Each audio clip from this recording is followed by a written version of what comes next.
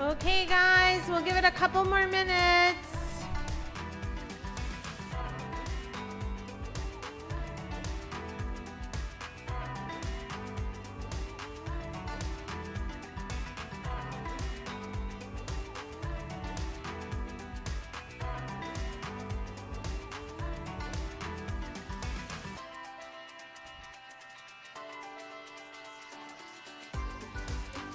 Come on in.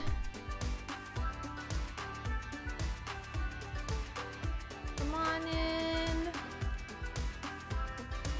Make sure you're sitting in the correct space, please. Make sure you're sitting in the correct space.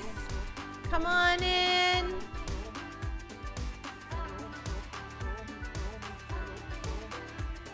Come on in.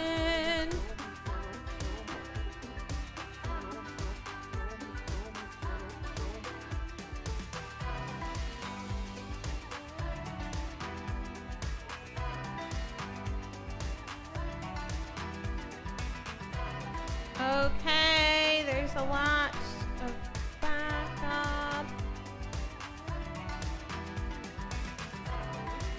Come on in, have a seat, have a seat.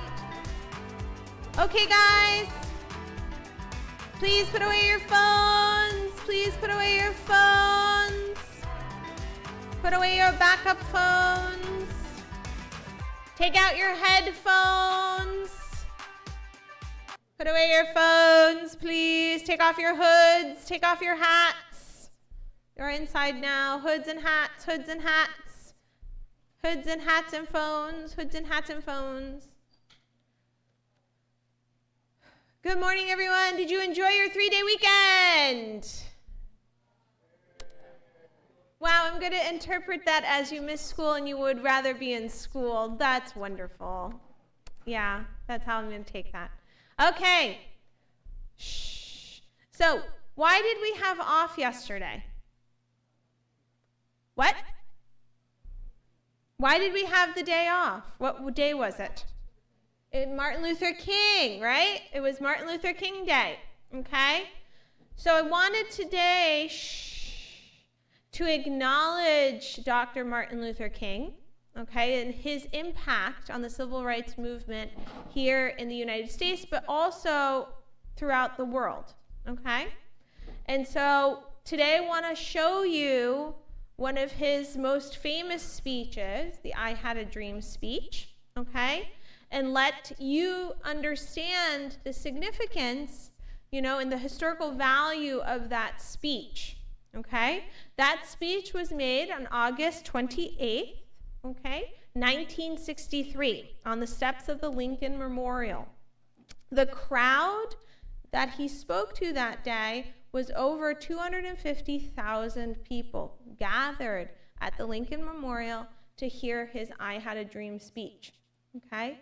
That speech is considered one of the most important speeches in U.S. history, okay? It's an important speech, and that speech inspired people to join the civil rights movement, okay? Martin Luther King is one of the U.S.'s really important historical figures, and we celebrate him on Martin Luther King Day, okay? So I think it's important that we take the time to, you know, learn from history, see history, and kind of absorb history, you know, because that's an important part of growing. Now, if you are not a U.S. student here today, you're a student from a different country, this is an important piece of U.S. history, okay? So I recommend while you're watching to sort of understand that and learn from that, okay? And if you are a U.S. student, this is an important part of our history, our shared history, okay? So we are going to watch, it's not a long speech, okay, but it's a really important speech from our history, okay? So in the vein of celebrating Martin Luther King Day yesterday, I think it's very important to watch this speech as well. So Mr. Shen, could you bring it up?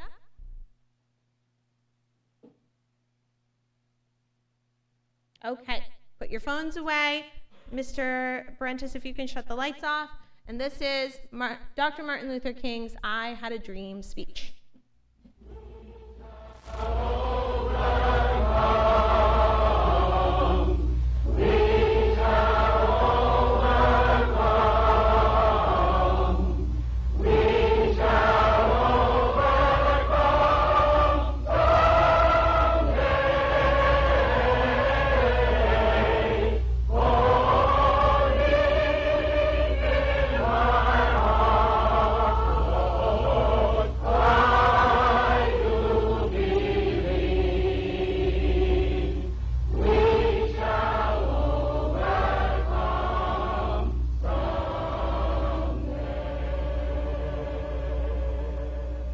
At this time, I have the honor to present to you the moral leader of our nation.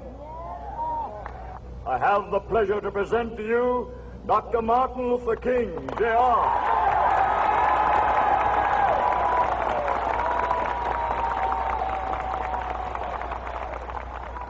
I am happy to join with you today in what will go down in history as the greatest demonstration for freedom in the history of our nation.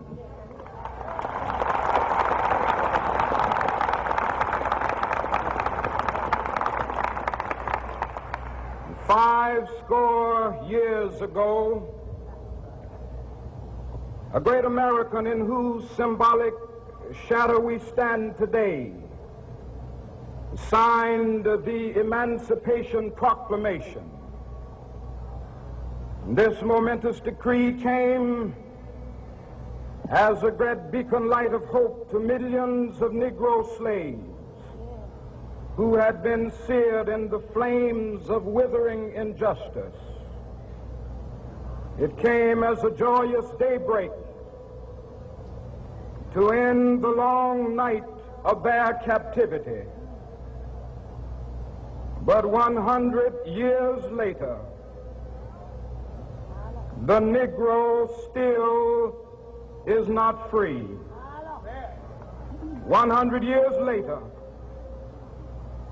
the life of the Negro is still sadly crippled by the manacles of segregation and the chains of discrimination.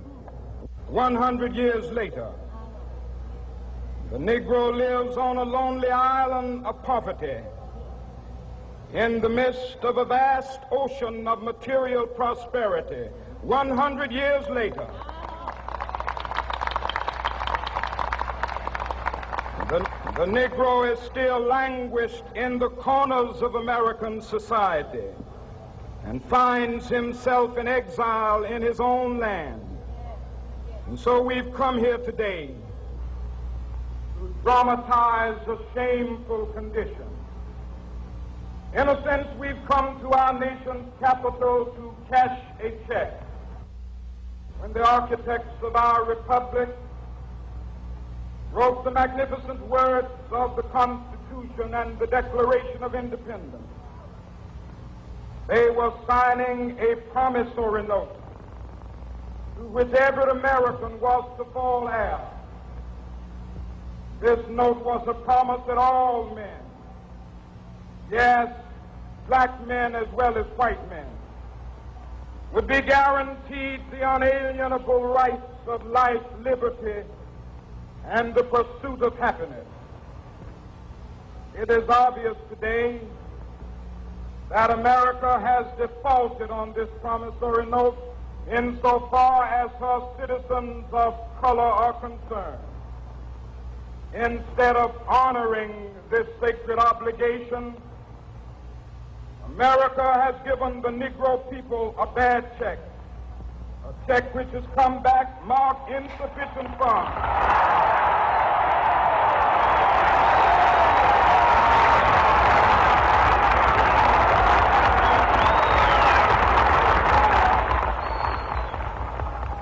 But we refuse to believe that the Bank of Justice is bankrupt.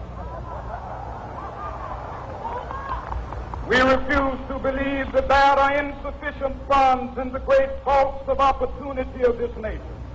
So we've come to cash this check, a check that will give us upon demand the riches of freedom and the security of justice.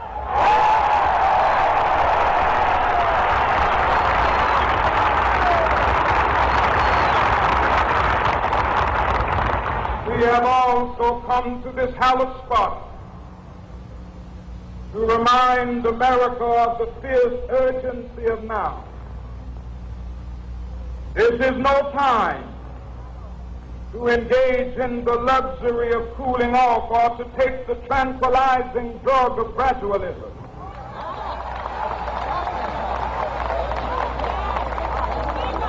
Now is the time to make real the promises of democracy.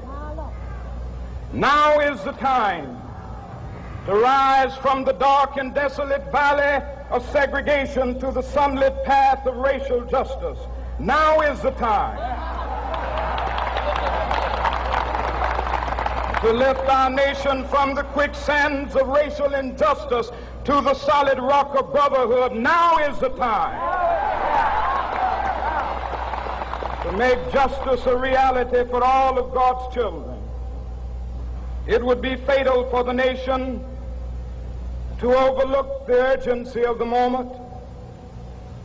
This sweltering summit of the Negro's legitimate discontent will not pass until there is an invigorating autumn of freedom and equality. 1963 is not an end, but a beginning.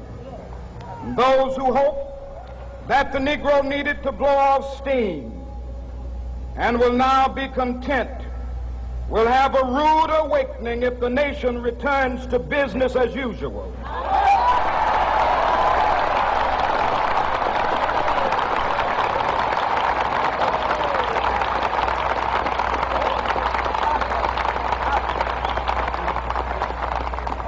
There will be neither rest nor tranquility in America until the Negro is granted his citizenship rights.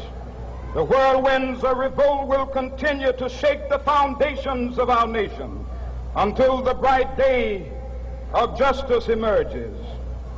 But that is something that I must say to my people who stand on the warm threshold which leads into the palace of justice. In the process of gaining our rightful place, we must not be guilty of wrongful deeds. Let us not seek to satisfy our thirst for freedom by drinking from the cup of bitterness and hatred.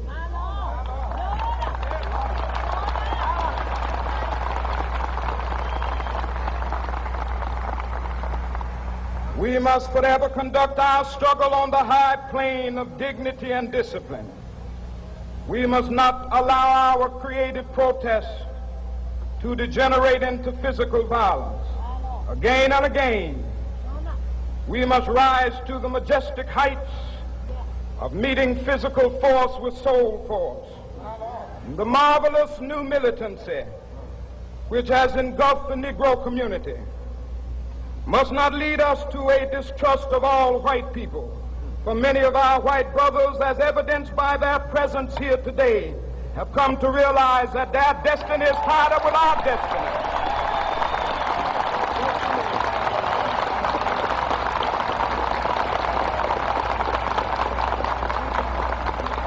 And they have come to realize that their freedom is inextricably bound to our freedom. We cannot walk alone. And as we walk, we must make the pledge that we shall always march ahead. We cannot turn back. There are those who are asking the devotees of civil rights when will you be satisfied? We can never be satisfied as long as the Negro is the victim of the unspeakable horrors of police brutality. We can never be satisfied as long as our bodies, heavy with the fatigue of travel, cannot gain lodging in the motels of the highways and the hotels of the cities.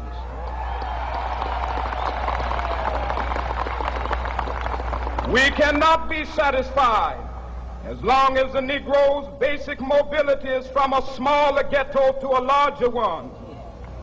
We can never be satisfied as long as our children are stripped of their selfhood and robbed of their dignity by signs stating for whites only.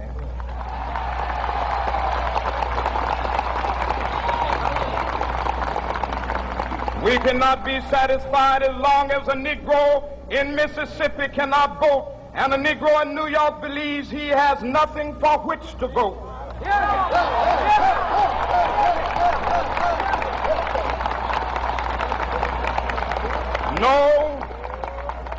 No, we are not satisfied, and we will not be satisfied until justice rolls down like waters and righteousness like a mighty stream.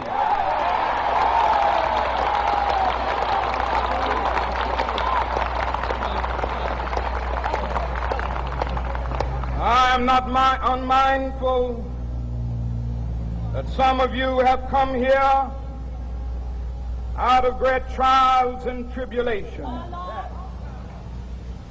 Some of you have come fresh from narrow jail cells. Some of you have come from areas where your quest for freedom left you battered by the storms of persecution and staggered by the winds of police brutality. You have been the veterans of creative suffering. Continue to work with the faith that unearned suffering is redemptive. Go back to Mississippi.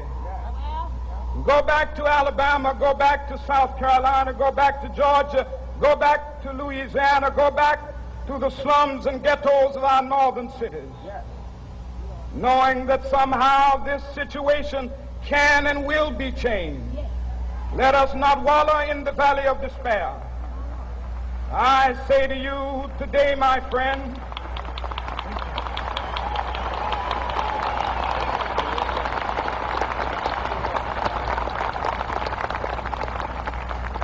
so even though we face the difficulties of today and tomorrow, I still have a dream. It is a dream deeply rooted in the American dream. I have a dream that one day this nation will rise up and live out the true meaning of its creed. We hold these truths to be self-evident, that all men are created equal.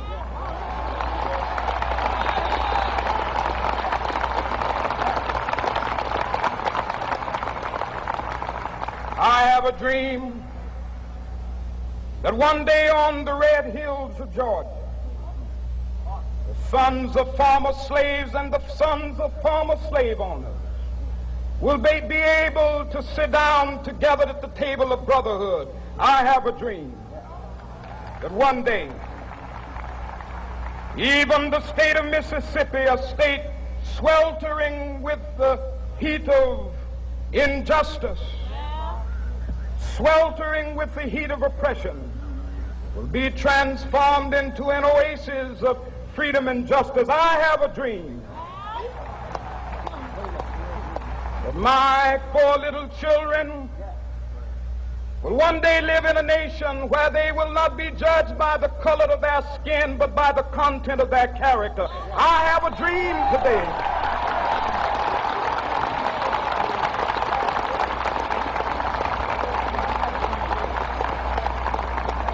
I have a dream that one day down in Alabama, with its vicious racists, with its governor having his lips dripping with the words of interposition and nullification.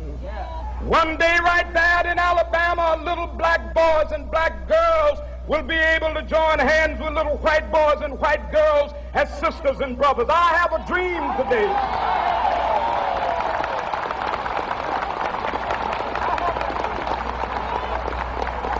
I have a dream that one day every valley shall be exalted. Every hill and mountain shall be made low, the rough places will be made plain, and the crooked places will be made straight, and the glory of the Lord shall be revealed, and all flesh shall see it together. This is our hope. This is a faith that I go back to the South with. With this faith, we will be able to hew out of the mountain of despair a stone of hope. With this faith, we will be able to transform the jangling discords of our nation into a beautiful symphony of brotherhood. With this faith, we will be able to work together, to pray together, to struggle together, to go to jail together, to stand up for freedom together, knowing that we will be free one day. This will be the day. This will be the day when all of God's children will be able to sing with new meaning, my country, tears of thee. Sweet land of liberty, of thee I sing. Land where my fathers died, land of the pilgrim's pride. From every mountainside, let freedom ring. And if America is to be a great nation, this must become true. And so let freedom ring. From the prodigious hilltops of New Hampshire, let freedom ring. From the mighty mountains of New York, let freedom ring. From the heightening Alleghenies of Pennsylvania, let freedom ring. From the snow-capped Rockies of Colorado, let freedom ring. From the curvaceous slopes of California. But not only that, let freedom ring from Stone Mountain of Georgia. Let freedom ring from Lookout Mountain of Tennessee. Let freedom ring from every hill and molehill of Mississippi, from every mountainside. Let freedom ring, and when this happens, and when we allow freedom ring, when we let it ring from every village and every hamlet, from every state and every city, we will be able to speed up that day when all of God's children, black men and white men, Jews and Gentiles, Protestants and Catholics, will be able to join hands and sing in the words of the old Negro spiritual, free at last, free at last. Thank God Almighty, we are free at last.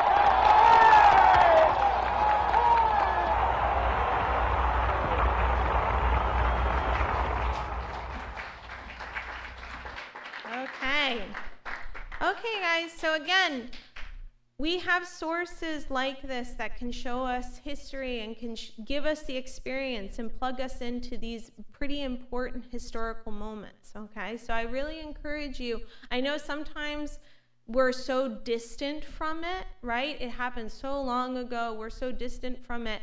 It's hard to make it real or make it important to us.